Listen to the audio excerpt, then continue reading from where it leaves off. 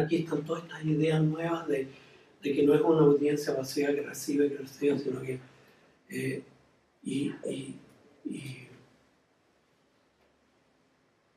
que hay todo un trabajo de interpretación, resignificación, desde una cultura sociofamiliar, en que hay capitales culturales distintos, ¿no es cierto? Y hoy día desde una intelectualidad, o sea, hoy día claramente esto es mucho más fuerte que cuando nos creímos en el año 91, aquí hay 25 años o 23 años que han pasado. Esta idea de la polisemia es muy fuerte y era una idea también muy resistida. Todas las teorizaciones de que los mensajes eran omnipotentes negaban la polisemia, o sea, aquí hay un impacto muy fuerte y al revés. La primera polisemia es que yo quiero hacer un texto entretenido y la gente lo lee como aburrido. Eso es lo primero. Eso es lo primero y la base. Y yo hice mucho esfuerzo para hacer algo, estaba seguro que iba a ser muy entretenido. La gente no vio nada. Ahí está la polisemia, ahí está todo esto que estamos hablando de que esta cuestión no me llega. Y eso pone frente a la educomunicación a esta conclusión que no hay una lectura correcta, una lectura obligatoria, ¿no? Detrás de esto habían autores que sostenían, no, hay que enseñarle a la gente cuál es la verdad y que no se dejen engañar, ¿no es cierto? O estética, ¿no? Que esto es una mala obra estéticamente y si la gente le gusta quiere decir que es corrompida estéticamente. Bueno, hay una valoración de todos los procesos lúdicos, emocionales. Se acepta y se valora la experiencia del entretenimiento y del aburrimiento, ¿no es cierto? Hay veces que las audiencias están llenas de problemas que afectan mucho y no encuentran nada entretenido en televisión. Y es porque son incapaces de interactuar, porque no hay nada tan potente que sea capaz de entrar en relación con los problemas que esa audiencia tiene.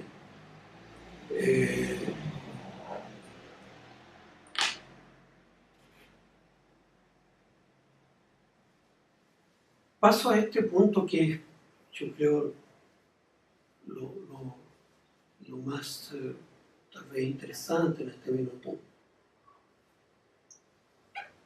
Hoy día ya ni siquiera está bastando la expresión recepción activa. ¿Cómo crear una situación de recepción constructivista? Esa es como la pregunta actual.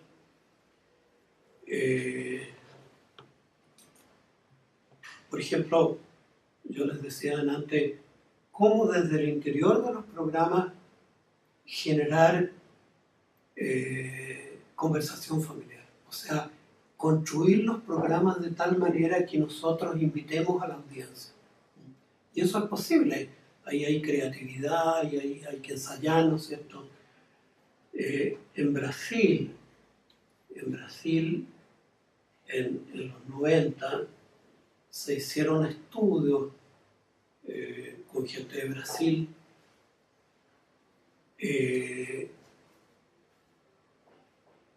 en que ellos decían de que creían que el consumo de televisión y el consumo de telenovela brasileña, lo cual ya era un escándalo, era un indicador de desarrollo del país. Miren la relación que querían hacer estos tipos. Y decían, este indicador es mucho mejor predictor que muchos otros indicadores. Y llegaron a un momento en que estadísticamente los norteamericanos tenían bastante seguridad en esta correlación, pero decían, ¿cómo podemos iluminar esto? ¿Cómo podemos estudiar en terreno esto? Entonces ahí hicieron un convenio con la Universidad de Sao Paulo, con el núcleo de investigación de telenovela, y empezaron a hacer mucha investigación dentro de los hogares. Y dentro de los hogares fueron llegando a la hipótesis de que el proceso modernizador no era un proceso que provenía de la telenovela propiamente tal, sino de la conversación familiar que suscitaban modelos que aparecían en telenovela. Aparecía una hija que conversaba con su mamá, y la mamá le decía: hija, ¿y cuándo te vas a casar? Yo quiero tener nietos, ¿no? Y la hija le decía: mamá, yo primero quiero tener una profesión. Entonces, esa oposición que aparecía en la telenovela y que estaba recogiendo la vida social, eso no eran inventos de los guionistas, no eran ocurrencias divinas que les llegaban por inspiración, no, era lo que estaba ocurriendo en Brasil y que los telenovelas, y eso en el hogar generaba conversación familiar, y por lo tanto la telenovela empieza a poner algunas aspiraciones, ¿no es cierto?, suscita conversación familiar, y es el mecanismo que ellos fueron descubriendo de que la telenovela implicaba ciertas transformaciones modernizadoras, ¿no? Y era la explicación a la cual llegaron ellos. O sea, no es que la telenovela por sí misma y únicamente, sino que es porque presenta modelos, pero estos modelos son recogidos familiarmente y discutidos. Todas estas ideas constructivistas van siendo alimentadas y empiezan a aparecer lentamente y se van nutriendo de corrientes muy distintas. Hay una fuente que viene de los años 30, que es la Gestalt psicología alemana, que hizo muchos estudios sobre cine y cómo el ser humano percibe el cine. Y ellos llegan a formular una serie de leyes de cómo el ser humano construye la imagen cinematográfica. Por lo tanto, ahí hay un constructivismo, ¿no? Y hay una serie de leyes de constancia de las dimensiones, de constancia, por ejemplo, del equilibrio. O sea, la gran conclusión es: la cámara de cine, televisión y de fotografía ve a través de un sistema óptico que es muy parecido al ser humano, pero el ser humano hace una construcción completamente distinta. Si yo me pongo aquí una cámara de televisión al hombro y empiezo a proyectar la imagen aquí, la cámara va a registrar todo mi balanceo, pero nosotros no vemos así.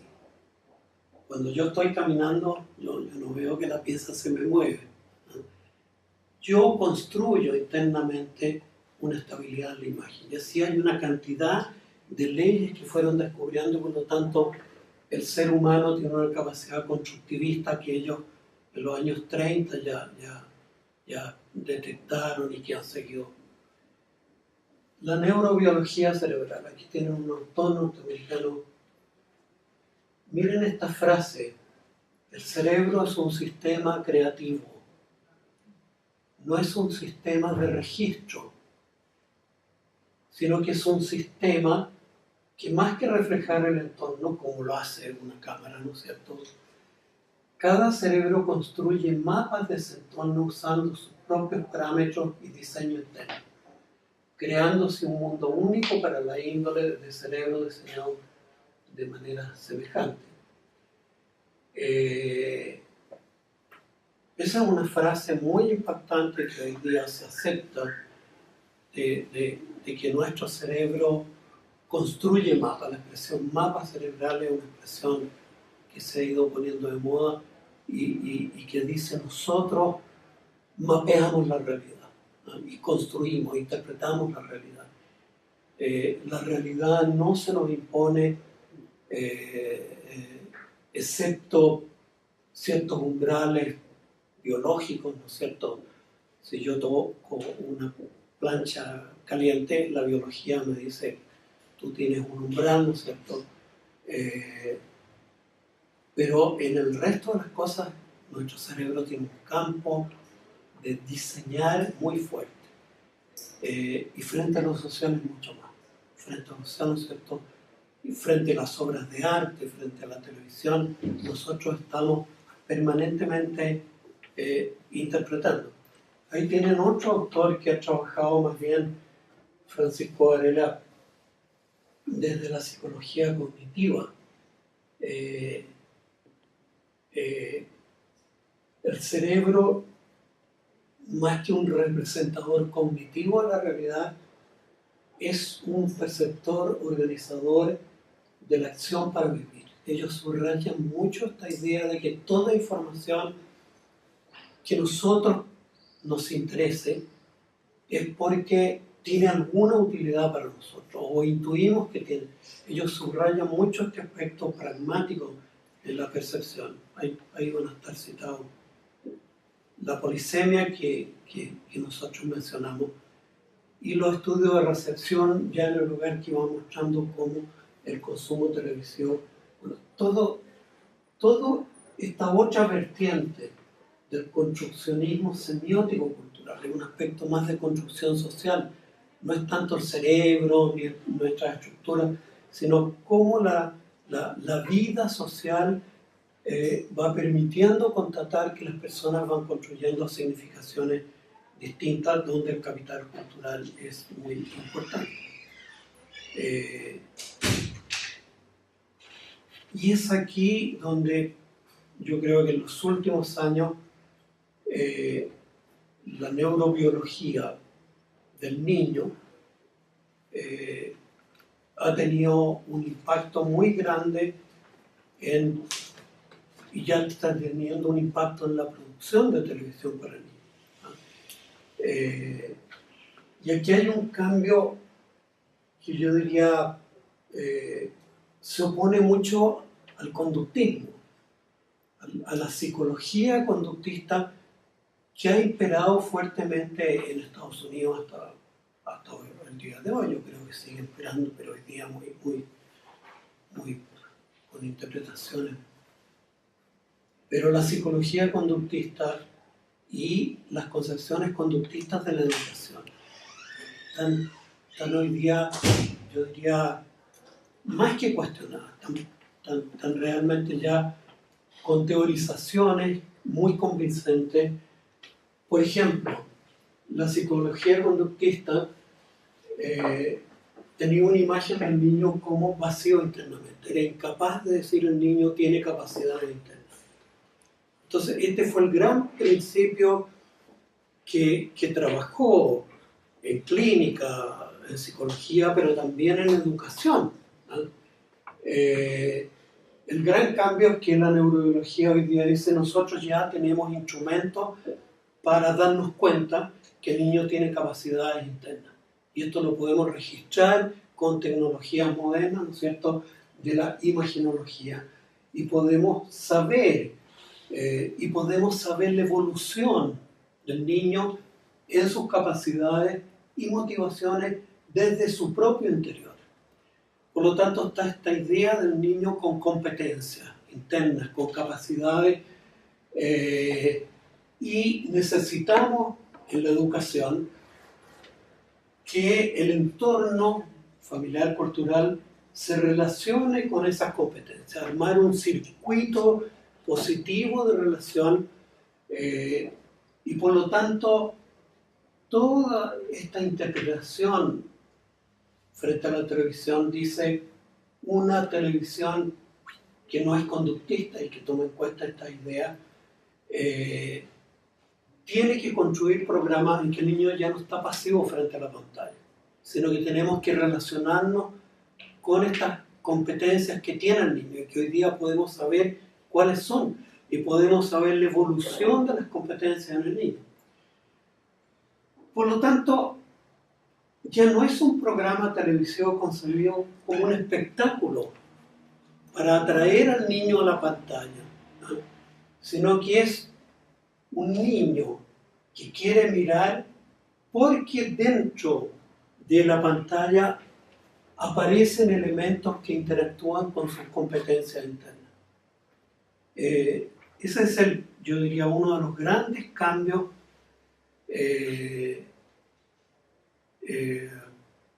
además que el niño tiene capacidades socioemocionales que el conductismo no apreciaba. Hoy día toda la emocionalidad del niño está muy relevada por la neurobiología, la corporalidad. Cómo se empieza a pensar que el niño frente a la pantalla, en lugar de mantenerlo pasivo e inactivo, al revés, el ideal es que el niño esté moviéndose.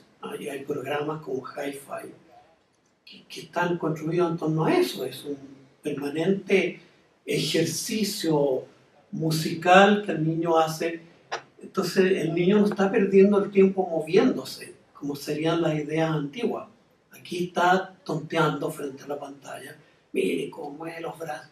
Pero eso es justamente lo que hay que desarrollar, que aquí se valora como algo muy importante en el desarrollo del niño. Entonces, no está perdiendo el tiempo. Hay una idea de corporalidad que empieza a ser relevada.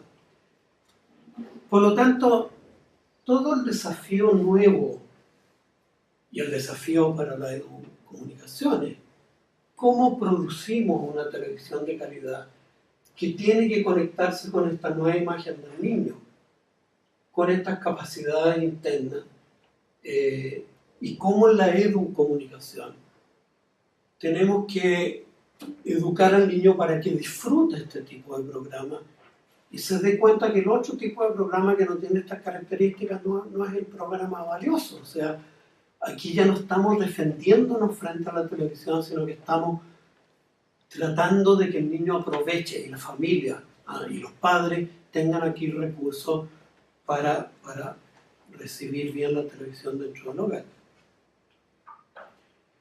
Y eso está llevando, y hay programas, y es lo que yo voy a desarrollar un poco en la tarde, y en el curso taller que vamos a tener el miércoles, jueves y viernes. ¿Cómo representar al niño? Este niño distinto.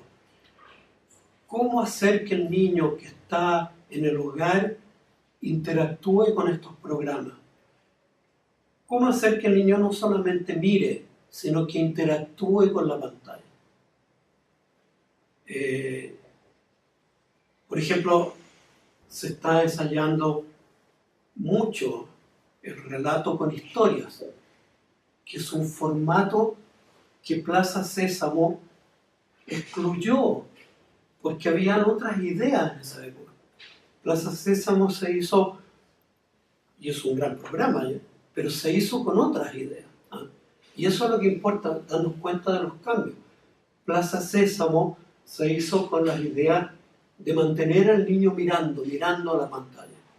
Entonces, había que tener muchos estímulos, mucho zoom, mucha música, ruidos, cosas que aparecen, desaparecen, porque los estímulos tenían que atraer al niño. De hecho, una de las frases clave en Plaza Sésamo era: si mantenemos al niño atento a la pantalla, el niño puede aprender. Pero la idea de capturar la atención del niño, que el niño ojalá no haga nada, sino que esté mirando. Hoy día es otra la idea, que el niño esté respondiendo a la pantalla, que esté imaginando cosas, mirando cosas dentro y contestándome a mí. ¿Se fijan? Pasamos del espectáculo a una pantalla interactiva. En Plaza Sésamo, el programa, ustedes recuerdan, se construía con módulos de unos 5 minutos, ¿no? Y cada módulo era independiente, ¿no es cierto?, uno detrás de otro, porque la concepción era de que el niño no era capaz de mirar una historia de, ¿cierto?, 7, 8, 20 minutos, pues el niño no tenía capacidad interna de construir una síntesis de esa historia, a construirle un significado, hay un comienzo, un relato final. Bueno, esa idea La psicología cognitiva la empezó a destruir, diciendo que los niños de muy pequeñitos van construyendo script, se apropió de una palabra del audiovisual, para darle sentido a las cosas que pasan. Una de las cosas que siempre cuentan es, el niño se construye un script de cómo es un cumpleaños. O sea, él le da una unidad, ¿eh? Y esta unidad tiene una secuencia.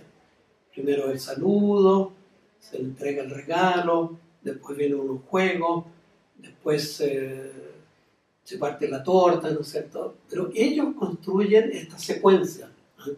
Por ello lo llaman un script. El niño va construyendo script de su día. Mi vida tiene una secuencia de actividades. O el colegio o el jardín infantil tiene una secuencia. Entonces, eso fue haciendo ver que el niño tiene capacidades de construir secuencias, por lo tanto, de construir un orden, ¿no? Y por lo tanto revalorizar la idea de que el niño es capaz de seguir una historia. Y eso lleva en televisión a un cambio enorme.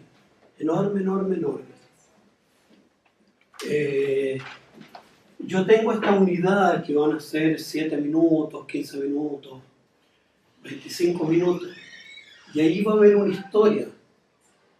Y dentro de esa historia, el niño empieza a ser representado con protagonismo. Es el conductor de la historia. Y eso lleva a un desplazamiento del adulto como el que está siempre relatando el programa. El adulto empieza a desaparecer y empieza a emerger por el formato. El formato va poniendo al niño como el protagonista. Esto estoy hablando de lo más poco ilustrado y ese es el valor de ver televisión, de que uno empieza a mostrar, comparemos este programa con este otro. Pero eso es lo que va a ir ocurriendo, ¿no? El niño en Plaza Sésamo no hay un niño que sea el protagonista. Eso lo van a ir introduciendo lentamente después, cuando otros programas empiezan a innovar.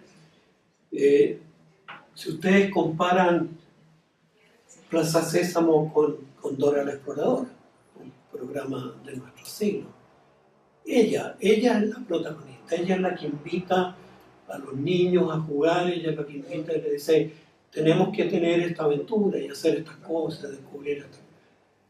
Los adultos casi desaparecen, no está el papá ni la mamá. Entonces hay un sistema de relato en que el niño pasa a ser la figura central y empieza a aparecer un niño activo, con capacidades. ¿Se fijan? El niño está representado de esta manera, curioso, activo, con autoconfianza, con autoestima. Todos estos elementos empiezan a aparecer en estos relatos. Hay un pequeño fragmento que les cuento, que está en Nickel Jr. Si ustedes comparan Plaza Sésamo, la palabra del día, escuchar, la letra del día, la A, la B, se fijan, ahí está el estímulo, a la palabra del día, escuchar, la letra del día, A, ¿no es cierto? Entonces la letra aparece de esta manera, después la cambiamos, la redundancia. Son estímulos que están desde la pantalla. Nickel Jr., que es un canal que yo no he visto aquí, creo que es de los canales más interesantes en Estados Unidos porque ha trabajado mucho con estas formas nuevas y con ayuda y asesoría y qué sé yo. Han creado programas de un minuto, en que es un juego. Le dicen a la audiencia, mira, la letra B tiene dos formas, ¿no? La B mayúscula y la B minúscula. Ahora vamos a jugar. Aquí hay una imagen en que hay un explorador en la selva y está lleno de árboles, hojas. Tú tienes que descubrir dónde está la letra B minúscula y dónde está la letra. A ver si eres capaz de descubrir que está 10 veces aquí. Entonces empieza un juego, ¿no es cierto? Ah, está aquí, entonces hay un zoom, un circulito, la letra B, ya, llevamos una, ¿dónde más? ¿Se fijan? Es el niño el que está descubriendo. Entonces están desafiando al niño a que mire. El niño es capaz de mirar dentro de la pantalla y aislar esto y aislar lo otro. Se fijan, aquí hay una manera de construir que es distinta, que el niño es capaz de ver, de sentirse desafiado. Bueno, esas son las formas nuevas que ha ido tomando estas experiencias que se están haciendo. Y son algunas experiencias. Yo voy a hablar de algunos programas que a mí me parece que son notables en este sentido, pero que son un desafío para producir. Y eso es lo que interesa. Aquí estamos en una facultad de comunicaciones, estamos en una escuela de educación, y aquí hay ideas nuevas de cómo hacer televisión educativa en esta franja de 0 a 6 años. Pero además el constructivismo dice, todos estos programas nuevos son necesarios, pero no son suficientes. Y nuevamente aquí nos alejamos del conductismo. El conductismo decía, el estímulo es suficiente para que el niño aprenda. No, se requiere una recepción constructivista. Por lo tanto, el aula parvularia, la familia pasa a tener mucha importancia para interactuar con los niños, para generar un ambiente en que culturalmente el niño esté apoyado en esta recepción, ¿no es cierto? Y se abandona esta idea conductista, el programa basta. Si uno esquematiza eso, el conductismo pensaba esto, basta un buen programa, ¿no es cierto?, y el niño aprende. Esa es la idea de Plaza Sésamo. Y efectivamente Plaza Sésamo está muy bien hecho, pero no es suficiente. Hoy día sabemos que el niño aprende mucho más cuando, además del programa, está todo esto. Esta interacción dentro del aula y ayudando al niño a que activamente se ponga a mirar, a imaginar, etcétera, etcétera. Y hoy día están todas las redes sociales, los niños hoy día están inmersos en esto, entonces ya no basta la conversación familiar porque pues el niño vive de otra manera, vive conectado a través de... Los niños de 2 años ya están manejando smartphone y mucho mejor que muchos de nosotros, como yo. Bueno. La idea era terminar a las 12, pero estoy terminando. Pero por el grupo. Bueno, y esto es lo que yo estoy intentando hacer allá en mi país y que los vengo a estimular y a desafiar a ustedes, cómo estos nuevos programas introducirlos dentro del aula del jardín infantil. De una manera sistemática, o sea, no es que vemos de vez en cuando se le ocurre, sino esto es parte de la rutina, ¿no es cierto?, del jardín, una vez por semana, por ejemplo. Cómo relacionar estos programas con las actividades del jardín, cómo generar un ambiente constructivista, generar una fruición en los niños, de que los niños se agraden, cuáles actividades constructivistas proponerle a los niños. O sea, nosotros, por hipótesis, meramente se nos ocurre que debería haber una secuencia, primero con dibujos de los niños, que ellos expresen, ¿no es cierto?, su reacción frente al programa, dando mucho curso a la expresividad personal, libre, valorando mucho la fruición de los niños frente a un programa. Después un momento de comentar en grupitos pequeños que vieron que intercambian los niños después un comentario general. Bueno, todo eso implica, ¿no es cierto?, un diseño de parte de un ministerio o de grupos de jardines infantiles que quieran ir trabajando en esto y toda esta inversión, ¿no es cierto?, en tecnologías para esto. Yo creo que aquí también aparece una posibilidad de ir relacionando el jardín con el hogar. O sea, el jardín podría equipar a los padres con recursos para esto, lo digo muy rápido.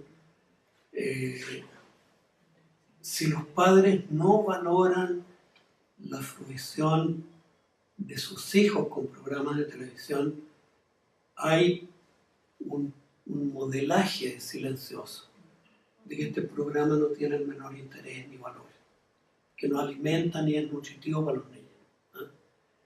Entonces, eso es clave. O sea, esta nueva televisión, si no es acogida por los padres y por el jardín, no entrega toda su potencialidad nutritiva, ¿no es cierto? Entonces, hay que pasar de este silencio pasivo a una deliberada mediación constructivista. Ahí yo me he inspirado mucho en Winnicott, que Winnicott dice que la primera relación que el niño entabla con su madre es una relación lúdica, de disfrutar los momentos de conexión en que la madre lo alimenta, por ejemplo, o le entrega higiene. Pero eso es mucho más que alimentar y darle higiene, ¿tá? Ahí hay que entablar una relación lúdica y esa relación es la que construye la seguridad en el niño, ¿tá? Y el disfrute de la vida, el ser aceptado en la vida. Y todo lo cognitivo posterior se va a construir sobre esa base lúdica y placentera. Entonces la fruición es clave. Y a mí me parece, yo ahí extrapolo, ¿no es cierto?, con otros autores de que la relación lúdica en la televisión es lo primero, ¿no es cierto? Y Bettelheim opina cosas muy parecidas, pero en relación a los cuentos de hadas y cómo los cuentos de hadas acogen sentimientos que están en los niños de adversidad. Por lo tanto, y con esto yo termino,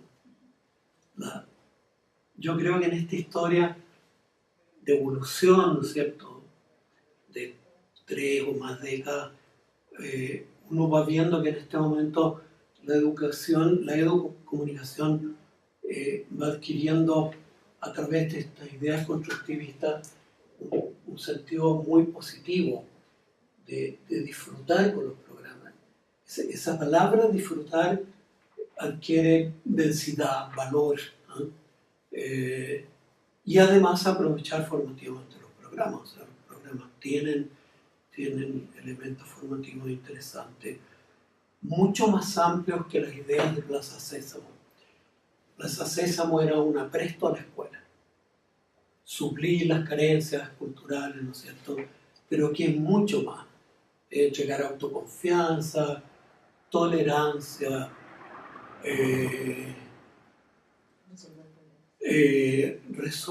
por ejemplo, cómo muchos programas intentan resolver la diversidad a través de poner muchos personajes muy diversos. Eso es Backyardigan.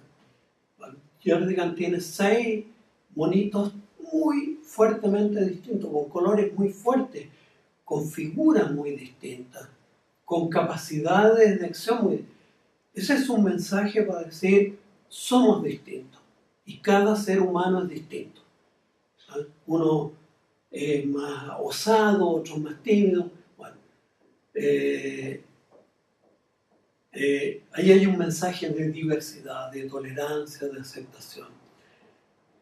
y que entran, yo diría, en contradicción con otros mensajes publicitarios, ¿no es cierto?, de las muñecas, ¿no es cierto?, de que las muñecas van creando un estereotipo de trajes, de colores, acá es un mundo de colores, cada monito está vestido de manera distinta. En cambio, acá la publicidad nos dice, tales rostros son... ¿se fijan? Hay maneras de trabajar estas ideas, ¿no es cierto? Y eso plantea problemas a la educomunicación. ¿Cómo valoramos más la diversidad que nos plantea Backyardigan y la disfrutamos? Y un disfrute que también estará trabajando con los mismos códigos de las Barbie. Yo puedo comprar estos monitos en el Mall San Pedro, ¿no es cierto? Porque eso es parte importante de la vida infantil, esta tactilidad. Entonces no es solamente la Barbie la que se ofrece, sino que estos productos pasan a tener un valor pedagógico importantísimo. El niño puede sentir que puede tener distintas expresiones de diversidad. Pero se fijan ahí, la diversidad está absolutamente mezclada con lo lúdico, con lo manipulable. Es una tarea más compleja que la de Plaza Sésamo, de mostrar hoy la palabra se escucha. Bueno, estamos y finalmente yo creo que esto a la universidad le plantea estos problemas. Hay que formar gente, pero hay que proponer políticas públicas a la televisión pública, a la televisión de la universidad, al ministerio, ¿no es cierto? Yo defiendo mucho a mi país la idea de que Televisión Nacional debería tener una señal nacional infantil. Yo creo que la educación básica y media en mi país está trabajando fuertemente, ha hecho una opción por internet. Ahí hay mucho que hacer. Yo creo que tenemos más claridad en el área parvularia y en televisión parvularia 0-6 años. Yo creo que de ahí para adelante hay mucho que trabajar. ¿Cuáles son estas nuevas imágenes de los niños que nos da la neurobiología con las situaciones existenciales del niño tan distintas? En que entra una situación de rendimiento, con las frustraciones de los niños, porque ahí el rendimiento es la desigualdad. Tú rindes y te saca una buena nota y este otro no rinde. ¿Cómo se manejan esas cosas? Yo cito aquí un par de textos que le pueden ser útiles, ¿no?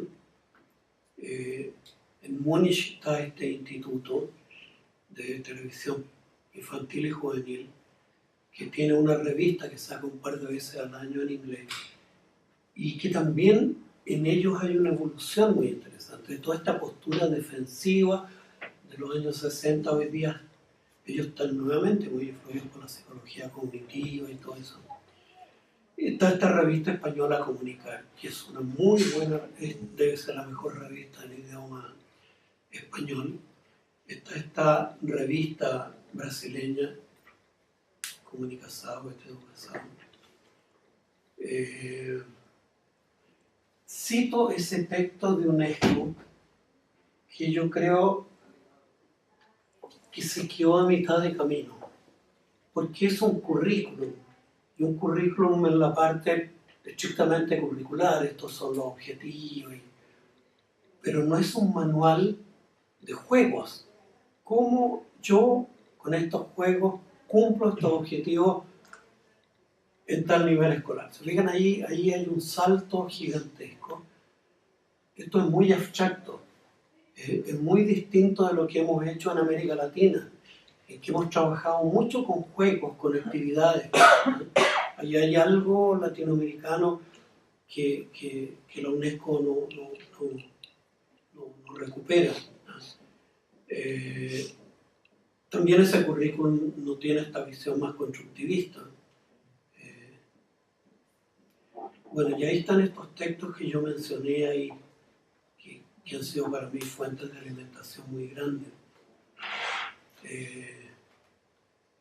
Miren esa frase del libro de Damasio: sentir lo que sucede, cuerpo y emoción en la fábrica de la conciencia.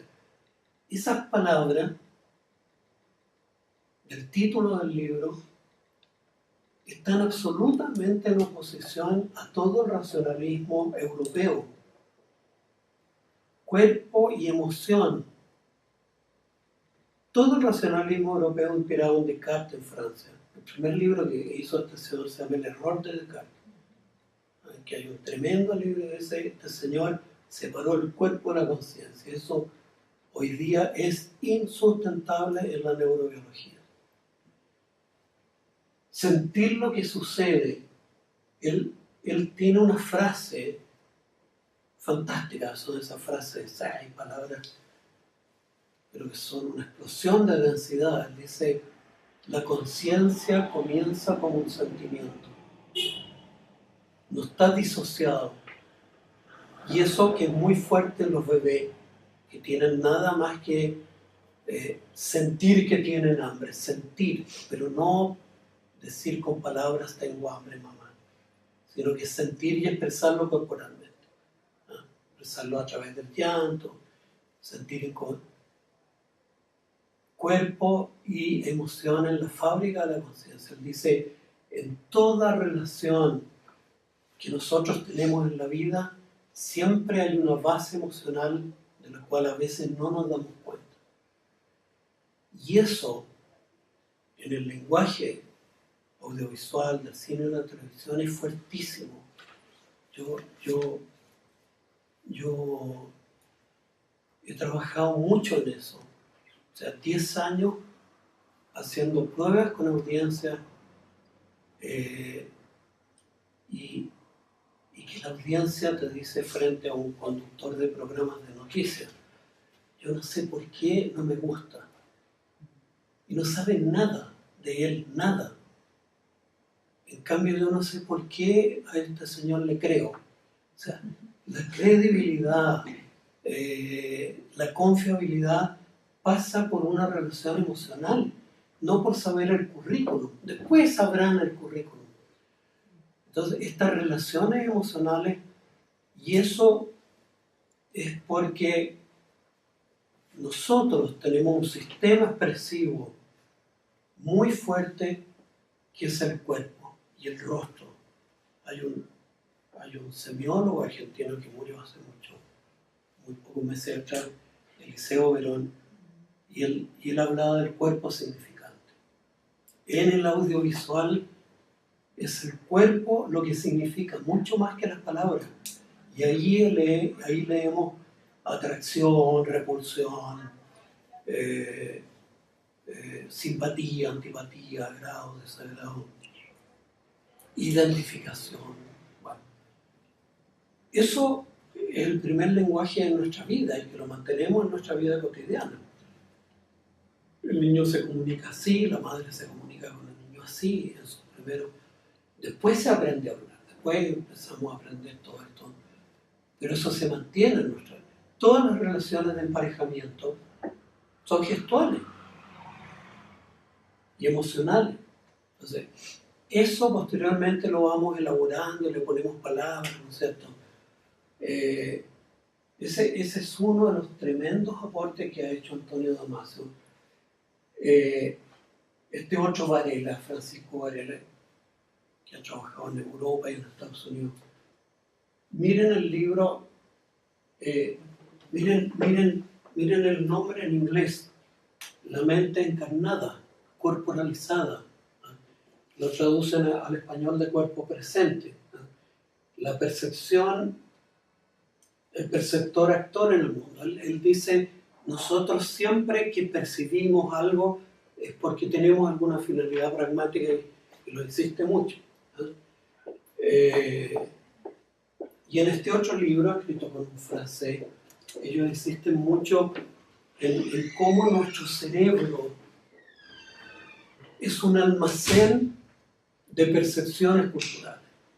Y cuando nosotros vemos cualquier cosa, una clase de un profesor, una película, un programa de televisión, un informativo de televisión. Ellos dicen, nosotros ahí, sin que nos demos cuenta, tenemos un almacén cultural que ponemos en acción frente a esta nueva percepción. Si la noticia que le da al Señor empieza a interactuar con ese almacén.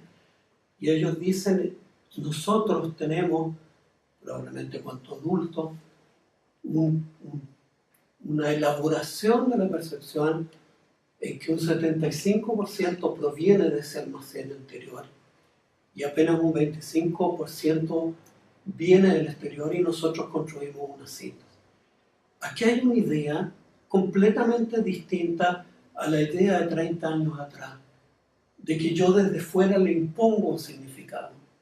¿Se fijan? Estos cambios tan fuertes y estos cambios que yo creo que tienen que alimentar nuestra producción de televisión y nuestra educomunicación, que es el tema que nos convoca esta mañana. Bien. Me pasé 10 minutos.